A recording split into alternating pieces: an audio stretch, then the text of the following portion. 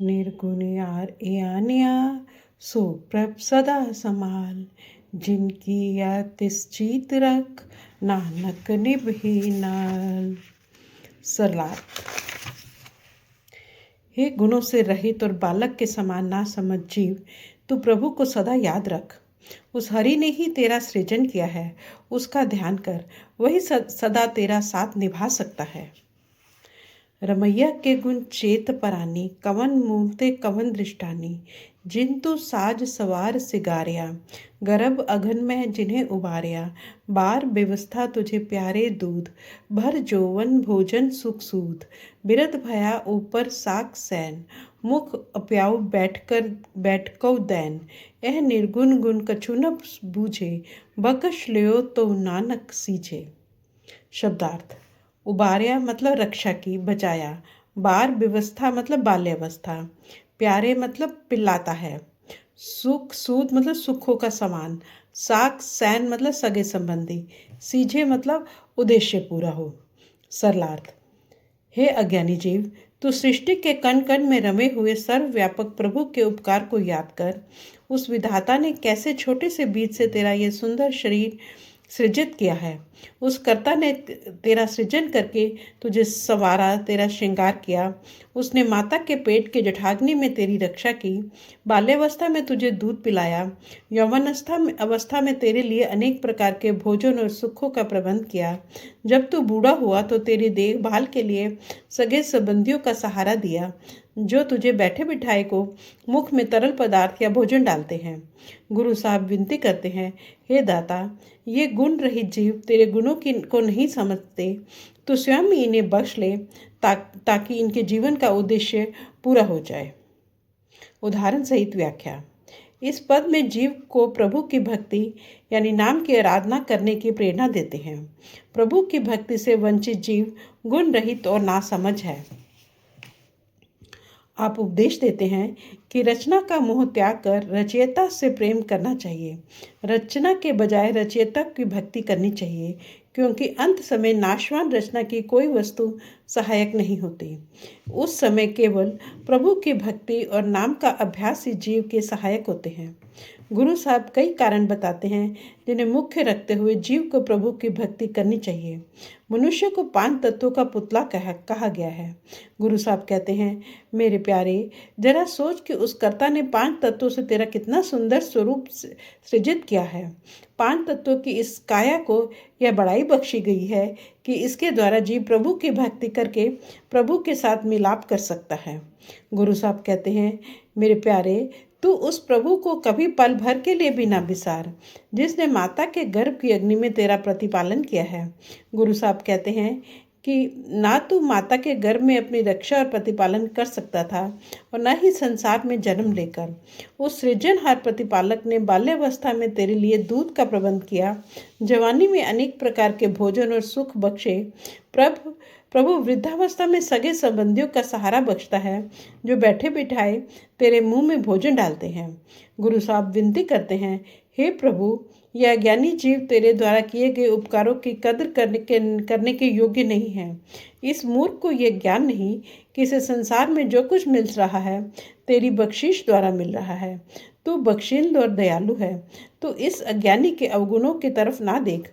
यदि तू अपनी दया मेहर द्वारा इसे सूझ बख्शे तो ही इसका उद्धार हो सकता है। जय प्रसाद घर ऊपर सुख बसे, सुत भ्रात मीत बनिता संग हसे। जय प्रसाद पीवे शीतल जला, सुखदाई पवन पावक अमूला। जय प्रसाद भोगे रसा, सगल सामग्री संग साथ बसा। दीने हसत पाव करन नेत्र रसना, तिसे त्याग अवर संग रचना। ऐसे दोख मूढ़ अंध व्यापे, नानक काढ़ लेहो प्रभ आपे। शब्दार्थ। प्रसाद मतलब दया, बनिता मतलब स्त्री, पावक मतलब अग्नि, हसत मतलब हाथ। ऐसे व्यापे इस प्रकार के दोष में फंसे हुए अंधे मूर्ख। सरलार्थ। गुरु साहब फरमाते हैं, ए जीव, जिस प्रभु की दया से तू धरती पर सुख से रह रहा है, जिसकी कृपा से तू पुत्रों, भाइयों, मित्रों और पत्नी के साथ हंसता खेलता है, जिसकी कृपा से ठंडा पानी पीता है, जिसकी कृपा से तुझे पवन अग्नि का अमूल्य सुख प्राप्त हो रहा है, जिसकी कृपा से तू हर प्रकार के रस भोगता है, जिस प्रभु ने तुझे हाथ, पाँव, कान, आंखें और रसना की दात बख्शी है। आश्चर्य की बात है, तू उस दाता को छोड़कर दूसरों के साथ घुल मिल गया है। गुरु साहब विनती करते हैं, हे प्रभु, यह अंधा अज्ञानी जीव भारी अपराधों कुकर्मों में फंसा हुआ है। तो स्वयं ही कृपा करके इसको इनमें से निकाल ले। उदाहरण सहित व्याख्या। गुरु साहब पिछले पद में प्रकट किए गए भाव का विस्तार करते हुए फरमाते हैं, जीव को धरती और इसके सुख, सगे संबंधियों और उनके साथ रहने का सुख, पानी और वायु जैसे अनमोल पदार्थ जिनके बिना मनुष्य जीवन की कल्पना भी नहीं की जा सकती, प्रभु की कृपा से मिलते हैं। शरीर और इसके अलग अलग अंग प्रभु की रहमत से मिलते हैं। शरीर के सब भोग और रस उस दयालु दाता की दया से मिलते हैं और उसके साथ मिलाप की बड़ाई भी उसकी दया से प्राप्त होती है। गुरबानी में ये बार बार ये भाव दृढ़ कराया गया है कि निर्बल, अज्ञानी और जीव अपने बल बुद्धि द्वारा सर्व समर्थ और सर्व ज्ञाता प्रभु के साथ मिलाप नहीं कर सकता। प्रभु स्वयं ही इस पर दया करके इसे अपने साथ मिलाए, तो ही इसे उस दयालु के साथ मिलाप का सौभाग्य प्राप्त हो सकता है। गुरु साहब आश्चर्य प्रकट करते हुए कहते हैं कि जीव ऐसे दाता को विसार कर दूसरों के साथ कैसे घुल मिल सकता है। आद अंत जो राखन हार, तिस्यो प्रीत न करे गवार, जाकी सेवा नवनिधि पावे, तासो मूड़ा मन नहीं लावे, जो ठाकुर सदा हजूरे, ताको अंधा जानत दूरे, जाकी टहल पावे दरगह मान, तिसे बिसारे मुगत अजान, सदा सदा एह भूलन हार, नानक राखन हार अपार। शब्दार्थ। नवनीत, नौ खजाने, टहल, सेवा। सरलार्थ। जीव की अज्ञानता पर प्रकाश डालते हुए कहते हैं, देखो यह जीव कितना बड़ा अज्ञानी है, जो जन्म से मृत्यु तक रक्षा करने वाले ठाकुर के साथ प्रेम नहीं करता, जिसकी सेवा द्वारा इसको नौ निधियाँ प्राप्त हो सकती हैं।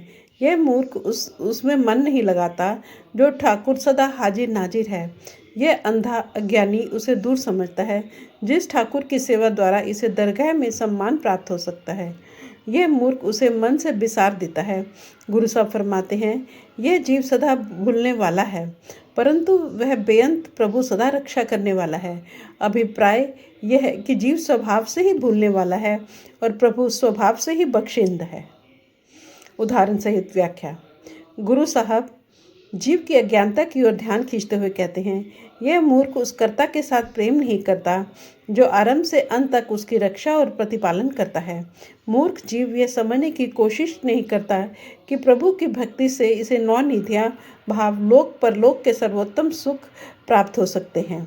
इससे बड़ी अज्ञानता और क्या हो सकती है कि जो प्रभु सर्वव्यापक है, पत्ते पत्ते कण कण में समाया हुआ है, यह उसे दूर समझता है। मनुष्य संसार में जो भी पाप अपराध करता है, इस भ्रम के अधीन होकर करता है कि कोई उसके कर्मों को देखने वाला नहीं है और न ही उसे कर्मों का फल भोगना पड़ेगा। इस विचार का दूसरा पहलू यह है कि प्रभु हर घट में समाया हुआ है, परंतु अज्ञानी जीव उसकी तलाश में बाहर भटकता रहता है। गुरु साहब चेतावनी देते हैं, हर संग साथी सदा तेरे, दिनस रैन संभालिए, हर एक बिन कछु अवरना नाही, भाव द्वितीय जालाइए। मन को मायामयी शक्लों और पदार्थों के मुंह में से निकालकर अपना ध्यान सदा उस अंदर बैठे प्रभु के साथ जोड़कर रखना चाहिए। गुरु साहब उपदेश देते हैं कि जिस प्रभु की भक्ति से प्रभु की दरगाह में मान प्राप्त होता है, अज्ञानी जीव उस तरफ ध्यान ही नहीं देता।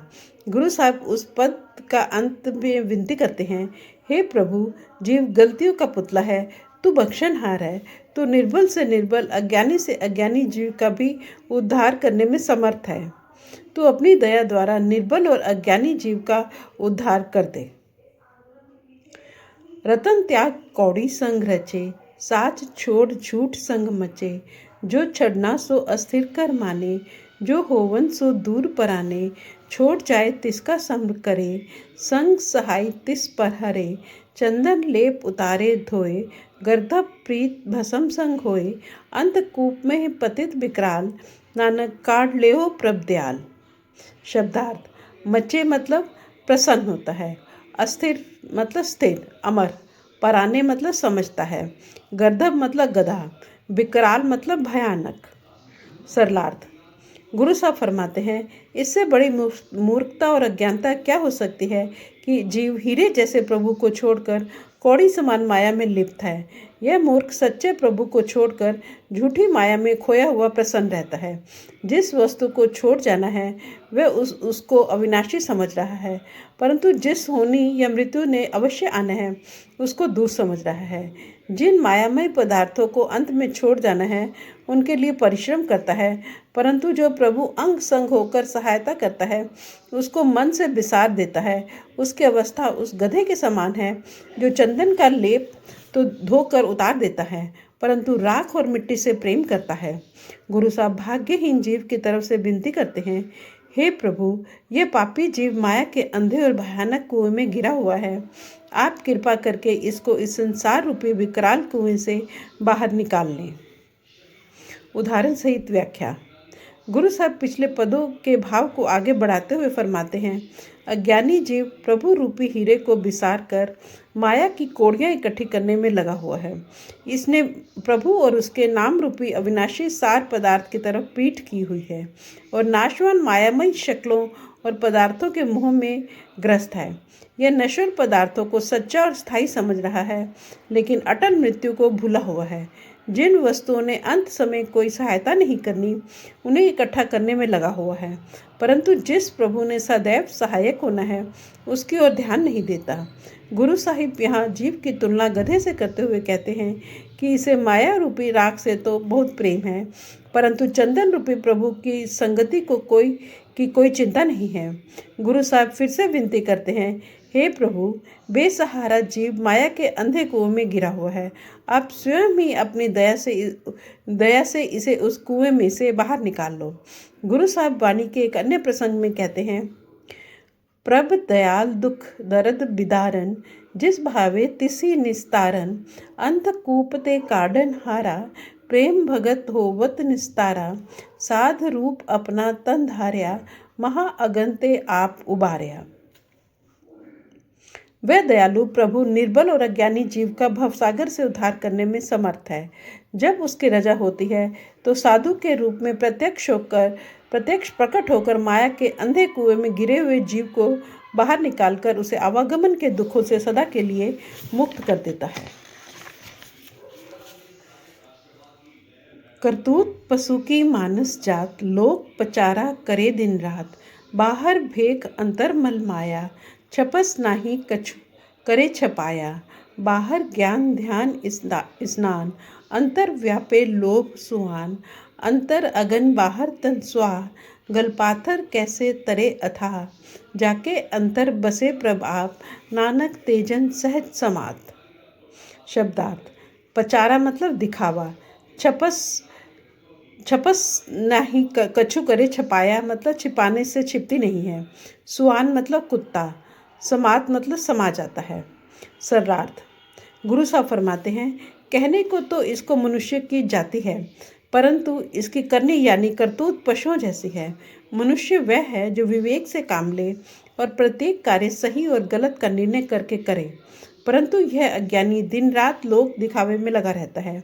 यह बाहर से तो साधुओं वाला भेष या पहनावा धारण कर लेता है, परंतु इसके अंदर माया की मैल भरी हुई है। यह इस मैल को छिपाने के लिए चाहे कितने उपाय कर ले, यह छिप नहीं सकती। बाहर से तो यह बड़ा ज्ञानी ध्यानी और स्नान से पवित्र हुआ दिखाई देता है, पर इसके अंदर लोभ रूपी कुत्ता छिपा हुआ है।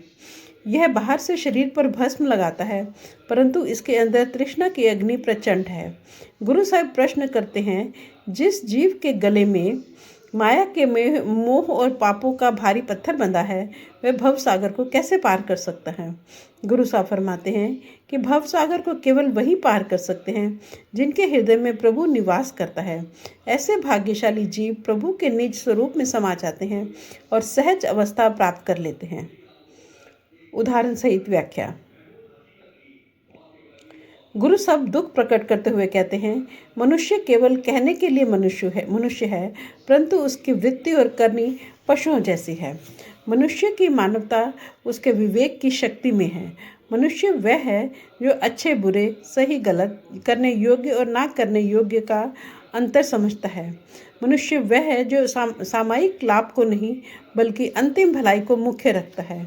आध्यात्मिक दृष्टि से मनुष्य वह है जो ये समझने का प्रयत्न करता है कि मनुष्य शरीर सृष्टि का सिरताज है और वह प्रभु की अनमोल दात है।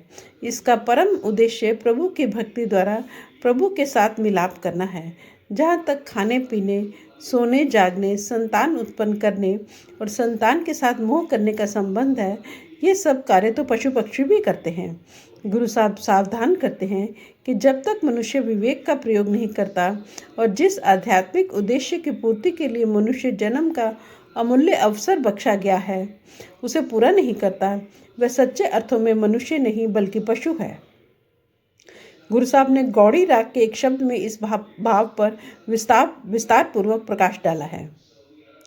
दुर्लभ दे पाई बड़भागी, नाम न जपे ते आत्मघाती, मर न जाही जिना बिसरत राम, नाम बिहून जीवन कौन काम, खात पीत खेलत हसत विस्तार, कवन अर्थ मृतक सिगार, जो न सुने जस परमानंदा, पशु पंखी त्रिगत जोन ते मंदा, कहो नानक गुरु मंत्र दृढ़ाया, केवल नाम रिद माहे समाया। गुरु साहब दूसरा भाव यह प्रकट कर रहे हैं कि वैसे तो मनुष्य प्रभु भक्ति के बारे में सोचता ही नहीं, और यदि सोचता भी है तो सच्चे दिल से इस निर्मल कार्य को नहीं करता, केवल लोक दिखावे के लिए और उसकी वाहवाह लेने के लिए वह कार्य करता है। यह बाहर से तो भक्तों जैसे भेष धारण कर लेता है, परंतु इसका हृदय प्रभु के प्रेम की बजाय माया की मैल से भरा रहता है। यह बाहर से तो ज्ञान, ध्यान और तीर्थ स्नान का दिखावा करता है, परंतु इसके अंदर लोभ रूपी कुत्ता सदा भौंकता ही रहता है। अभिप्राय यह है कि यह प्रभु की भक्ति करता भी है तो प्रभु के प्रेम और प्रभु की प्राप्ति के लिए नहीं, मायामयी तृष्णा की प्रपूर्ति के लिए करता है। यह बाहर से तो शरीर पर योगियों की तरह भस्म लगा लेता है, परंतु इसके अंदर तृष्णा और विकारों की अग्नि प्रचंड रहती है। इसकी अवस्था उस मूर्ख की तरह है जो गले में भारी पत्थर बांधकर समुद्र को पार करने की आशा रखता है। गुरु साहब फरमाते हैं कि वह प्रभु स्वयं ही दया करके जीव के अंदर अपना प्रेम उत्पन्न करे, तभी यह सहज अवस्था प्राप्त करके प्रभु में लीन हो सकता है। सुनंधा कैसे मार्ग पावे, कर गह लेहो ओढ़ निभावे, कहा बुझारत भूजे डोरा, निष्कहिए तव समझे भोरा, कहाँ बिसन पद गावे गूंग, जतन करे तव भी सुर भंग, कह पिंगुल पर्वत पर भवन, नहीं होत वह उस गवन, करतार करुणा में दीन बेनती करे, नानक तुमरी कृपा तरे। शब्दार्थ: ओढ़ निभावे मतलब मंजिल पर पहुंच सकता है, डोरा मतलब बहरा, भोरा मतलब भोर सवेरा, बिसन पद मतलब प्रभु स्तुति का गीत, सुरभंग मतलब बेसुरा हो जाता है, पिंगुल मतलब लंगड़ा। सरलार्थ: इस पद में गुरु साहब कहते हैं, कोई अंधा किसी दूसरे से रास्ते के बारे में सुनकर अपने आप रास्ता कैसे ढूंढ सकता है। कोई आंखों वाला रास्ते का जानकार उसका हाथ पकड़ ले तो वह मंजिल पर पहुंच जाता है। यदि बहरे से कोई पहेली पूछो तो वह कैसे समझ सकता है। यदि उसे रात कहेंगे तो वह दिन समझेगा। कोई गूंगा प्रभु स्तुति का गीत सुर में कैसे गा सकता है। वह चाहे कितनी कोशिश कर ले तो भी बेसुरा हो जाएगा। कोई लंगड़ा पर्वत पर कैसे चढ़ सकता है, उसका वहां पहुंच पाना असंभव है। हे दयालु करतार, यह गरीब प्रार्थना करता है कि जीव केवल तुम्हारी कृपा से ही पार हो सकता है। उदाहरण सहित व्याख्या: पिछले पदों में जीव की अज्ञानता, मूर्खता और पशु जैसी वृत्ति का उल्लेख करने के पश्चात इस पद में जीव को अंधा, बहरा, गूंगा और लंगड़ा कहकर उसकी दयनीय हालत बयान कर रहे हैं। गुरु साहिब जीव को शारीरिक रूप से नहीं, आत्मिक रूप से अंधा, बहरा, गूंगा और लंगड़ा कह रहे हैं। एक अक्ल का अंधा होता है जिसे लाभ हानि की सूझ नहीं होती। एक सामयिक स्थायी लाभ में अंतर नहीं समझ सकता। गुरु नानक साहब का कथन है, अंधे अकली बाहरे मूरख अंध ज्ञान, नानक नदरी बाहरे कभे न पावे मान। गुरु अंगद देव जी इसी भाव को दूसरी तरह से भी प्रकट करते हैं। सो क्यों अंधा आखिए जे हुक्मो अंधा होए, नानक हुक्म न बूझे अंधा कहिए सोए। जो कर्मों की गति और मालिक की मौत से अंधा है, उसे अंधा मत कहो। वास्तव में अंधा वह है जो कुल मालिक के हुक्म को नहीं पहचानता। कुल मालिक का हुक्म या भाणा क्या है? कबीर साहब की बानी है, कवन काज सिरजे जग भीतर, जवन जन्म कवन फल पाया। भवनिध तरन तारन चिंतामणि, एक निमक न यह मन लाया। गोविंद हम ऐसे अपराधी, जिन प्रभु जियो पिंड था दिया, तिसकी भाव भगत नहीं साधी। मेरे प्यारे, जरा सोच कि तुझे जिस कार्य की पूर्ति के लिए संसार में भेजा गया था और तूने मनुष्य जन्म से क्या लाभ उठाया है। तूने कभी पल भर के लिए भी भवसागर से पार ले जाने वाले सभी इच्छाओं की पूर्ति करने वाले प्रभु को याद नहीं किया। कबीर साहब कहते हैं, हे प्रभु, हम बहुत बड़े अपराधी हैं, क्योंकि जिस कर्ता ने शरीर, प्राण और आत्मा की दात बख्शी है, हमने कभी क्षण भर के लिए भी इसके साथ प्रेम नहीं किया और ना ही उसकी पूजा भक्ति की है। कबीर साहब के दूसरे प्रसंग में कहते हैं, गुर सेवा ते भक्ति कमाए, तब वह मानस देह पाई। इस देही को सिमरह देव, सो देही भजहर की सेव। भजो गोविंद भूल मत जाहो, मानस जन्म का एही लाहो। मनुष्य शरीर सद्गुरु के उपदेशानुसार प्रभु की भक्ति करने के लिए बख्शा गया है। मनुष्य शरीर के लिए तो देवी देवता भी तरसते हैं, क्योंकि प्रभु की भक्ति द्वारा भवसागर को पार करके प्रभु के साथ मिलाप करने का सामर्थ्य केवल मनुष्य को बख्शा गया है। इसलिए इस शरीर में बैठकर सदैव प्रभु की भक्ति में लगा रहना चाहिए। लंगड़ा लाख प्रयत्न करे, पर्वत की चोटी पर नहीं पहुंच सकता। उसी प्रकार लंगड़ा जीव और बेबस हो चुका है। उसके लिए अपने बल पर प्रभु रूपे ऊंचे पर्वत पर चढ़ पाना कठिन ही नहीं, असंभव है। इतने संकटों से घिरे जीव के छुटकारे का साधन क्या है? गुरु साहब इस पद का अंत भी विनती से करते हैं, हे दयालु प्रभु, यह दीन विनती करता है कि केवल तेरी कृपा से ही मेरा उद्धार हो सकता है। गुरु साहब वाणी के एक अन्य प्रसंग में कहते हैं, अंध गुंग पिंगल मतहीना, प्रभ राखो राखन हारा। करन करावन हार समर्था, क्या नानक जंत बिचारा। हे सर्वसमर्थ, हे सर्वशक्तिमान प्रभु, निर्बल अज्ञानी अपाहिज जीव का केवल तेरी दया से ही उद्धार हो सकता है। संत सहाय सुआवे न चीत, जो बैराई तास्यो प्रीत। बलुआ के ग्रह भीतर बसे, अनंत केल माया रंग रसे। दृढ़कर माने मन्हे प्रतीत, काल न आवे मूढ़े चीत। वैर विरोध काम क्रोध मोह, झूठ विकार महालोभ द्रोह। याऊ जुगत बिहाने कई जन्म, नानक राख ले हो आपन कर करम। शब्दार्थ, बैराई मतलब वैरी, बेगाना। अनंत केल मतलब रंग रलियाँ। ध्रुव मतलब विश्वासघात। बिहाने मतलब बीत गए। सरलात, जीव की हालत देखो कि जो प्रभु सदा संग और सहायक है, वह इसके चित्त में नहीं आता। इसने परायों अथवा दुश्मनों के साथ मोह डाला हुआ है। यह संसार रूपी रेत के घर को वास्तविक समझकर इसमें रह रहा है। यह झूठी माया को सत्य समझकर इसके खेल तमाशों या रंगरलियों में मस्त रहता है। यह मन में इनके स्थायी होने का विश्वास करके इनके साथ प्रीति करता है। इस मूर्ख को मृत्यु की भी कभी याद नहीं आती। यह वैर विरोध काम क्रोध लोभ मोह विकार और ईर्ष्या में इसी तरह अनेक जन्म गवा बैठा है। हे प्रभु, तू स्वयं ही कृपा करके जीव को बचा ले। उदाहरण सहित व्याख्या।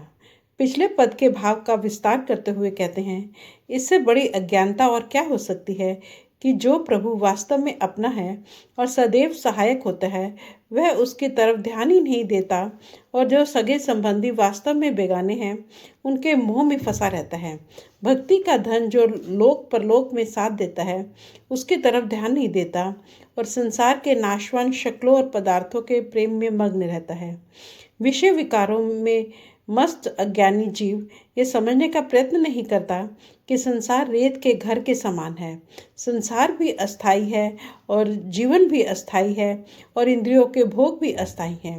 अज्ञानी जीव मायामयी शक्लों और पदार्थों को सच्चा और स्थायी समझकर इनके मोह में फंसा रहता है और ये भूल जाता है कि मृत्यु इसको झपटने के लिए उसके सिर पर तैयार खड़ी है। संसार के शक्लों और पदार्थों को सच्चा समझने के भ्रम का शिकार जीव काम, क्रोध, लोभ, मोह, अहंकार, वैर, विरोध और धोखेबाजी की दलदल में फंसा रहता है। इसके अनेक जन्म इसी तरह अज्ञानता में व्यतीत हो जाते हैं और इसे सत्य की सूझ नहीं होती। गुरु साहब विनती करते हैं कि हे प्रभु, तू दया मेहर करके जीव का उद्धार कर दे। तू ठाकुर तुम पे है अरदास, जीव पिंड सब तेरी रास। तुम मात पिता हम बारक तेरे, तुमरी कृपा में सुख घनेरे। कोई न जाने तुमरा अंत, ऊंचे ते ऊंचा भगवंत। सगल सामग्री तुमरे सूतर धारी, तुमते होय सो आज्ञाकारी। तुमरी गत में तुम ही जानी, नानक दास सदा कुर्बानी। शब्दार्थ। पिंड मतलब शरीर, रास मतलब पूंजी, सूत्रधारी मतलब डोर में पिरोई हुई। सरलार्थ। पिछले पदों में जीव की दयनीय हालत का वर्णन करके उस दयालु की महिमा करते हुए फरमाते हैं, हे प्रभु, तुम ही सबके मालिक हो, इसलिए तुम्हारे आगे प्रार्थना है कि ये शरीर, जान और प्राण सब तेरी पूंजी है। तुम ही माता पिता हो और हम तेरे बालक हैं। तुम्हारी दया से हमें अनेक सुख प्राप्त हैं। तुम्हारी दया अनेक सुखों का भंडार है, कोई भी तेरा अंत नहीं पा सकता। हे प्रभु, तुम सबसे ऊंचे हो। सृष्टि की संपूर्ण सामग्री तुम्हारी रजा की डोर से पिरोई हुई है। तुम्हारे हुक्म द्वारा बनी रचना तुम्हारी आज्ञा से कार्यशील है। अपनी गति या सामर्थ्य और कार्य विधि को तुम ही स्वयं ही जानते हो। यह दास सदा तुम पर बलिहारी जाता है। उदाहरण सहित व्याख्या। गुरु साहब ने अष्टपदी के 7 पदों का अंत विनती से किया है। इस पूरे पद की महिमा और विनती का रंग प्रधान है। गुरु साहब कहते हैं, हे प्रभु, तुम ही हमारे सच्चे मालिक या स्वामी हो, इसलिए हम तुम्हारी शरण में आकर तुम्हारे आगे प्रार्थना कर रहे हैं। शरीर और आत्मा दोनों तुम्हारे द्वारा बख्शी गई दातें हैं। तुम ही जीवात्मा रूपी बालक के सच्चे माता पिता हो और उसे तुम्हारी कृपा से ही सच्चे सुख की प्राप्ति हो सकती है। तुम ऊंचे से ऊंचे हो और बड़े से बड़े हो। तुम्हारा पारावार पाना असंभव है। संपूर्ण सृष्टि तुम्हारे हुक्म के सूत्र में पिरोई हुई है और इसमें जो कुछ हो रहा है तुम्हारी रजा के अनुसार हो रहा है। कोई दूसरा तुम्हारी था नहीं पा सकता, ना कोई तुम्हें समझ सकता है और ना ही तुम्हारे द्वारा किए कार्यों को समझ सकता है। हम तुम्हारे कौतुक देखकर तुम पर बार बार बलिहारी जाते हैं। फ्रेंड्स, ये वचन राधा स्वामी सत्संग व्यास द्वारा प्रकाशित पुस्तक सुखमनी साहब से लिए गए हैं। Thank you.